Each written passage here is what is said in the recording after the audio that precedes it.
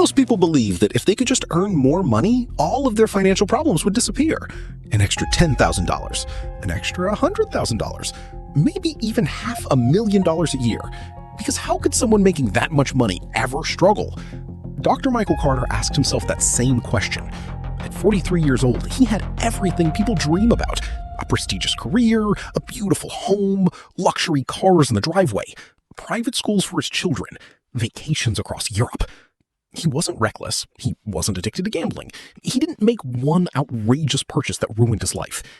Instead, he made the same mistake millions of successful Americans make every single day. And by the time he realized it, his savings were disappearing. His retirement plans were collapsing. And the lifestyle he spent 20 years building was slipping through his fingers. Tonight, in Money Court, we investigate how a doctor earning over $500,000 a year ended up with almost nothing left. Court is now in session. Welcome to Money Court. I'm Judge Ledger. In this courtroom, we don't put criminals on trial. We put decisions on trial. Because most financial disasters don't begin with bad intentions. They begin with ordinary people making choices that seem harmless in the moment. A bigger house, a nicer car, a better school for the kids, a reward for years of hard work. And little by little, those choices become obligations. Today's defendant is not greed. It's something far more socially acceptable: lifestyle inflation. And our case begins with a man who appeared to have won at life, Dr. Michael Carter, 43 years old, an accomplished anesthesiologist, respected by colleagues, admired by friends, loved by his family.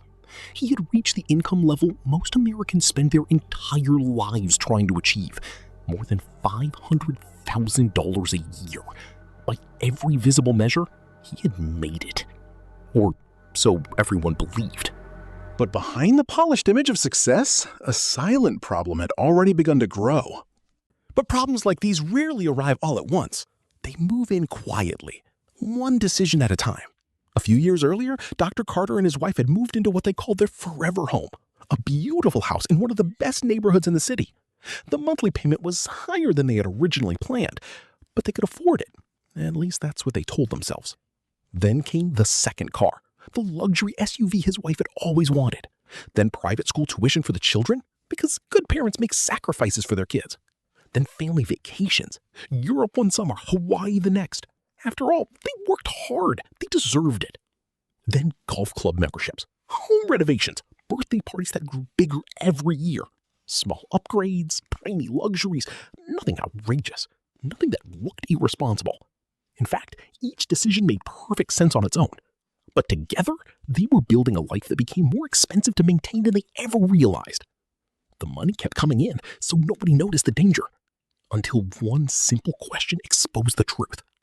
If the income stopped tomorrow, how long could this life survive? The answer wasn't 6 months. It wasn't even 3. And Dr. Carter was about to discover just how fragile success can be. The first month wasn't too bad. There was still money in the checking account, enough to cover the essentials. Dr. Carter reassured his wife, "We'll be fine." After all, they had always been fine. The second month felt different. The numbers didn't work the way they used to. Bills arrived faster than money did. Credit cards that had once been used for convenience became a lifeline. Just until things go back to normal, he told himself. By the third month, the illusion began to crack. The emergency fund was nearly gone. Retirement accounts suddenly looked less like the future and more like survival. For 20 years, Dr. Carter had advised patients to prepare for the unexpected. Yet somehow, he had never prepared himself. One afternoon, sitting alone at the kitchen table, surrounded by statements and unpaid balances, he finally did something he never thought he'd have to do. He logged into his retirement account. He stared at the number. Years of discipline. For years, Dr. Carter believed his greatest asset was his income. He was wrong, because within the next 90 days, he would discover how little separated success from disaster. Dr. Michael Carter entered this courtroom believing that income was the same thing as wealth. After reviewing the evidence, this court disagrees. The court finds lifestyle inflation guilty. Guilty of disguising obligations as rewards. Guilty of convincing successful people that every raise should be matched by a bigger house, a nicer car, and a more expensive life. Guilty of teaching us to spend today's income as if tomorrow were guaranteed. Dr. Carter's mistake wasn't that he worked too hard. It wasn't that he loved his family too much. It wasn't even that he enjoyed the rewards of his success. His mistake was building a wife that required perfection. Perfect health, perfect income, perfect circumstances. And life rarely offers perfection. One illness, one recession, one unexpected event, that's all it takes. True wealth isn't measured by what the world sees. It's measured by how long you can stand when life stops going according to plan. The goal isn't to look rich. The goal is to remain free, to have options, to sleep peacefully at night, to know that a single bad season won't destroy the life you've spent decades building. Let this case serve as a reminder. Earn well, live well, but leave room to breathe. Because financial security isn't built during easy times. It's built. Tomorrow, another case will arrive on this bench.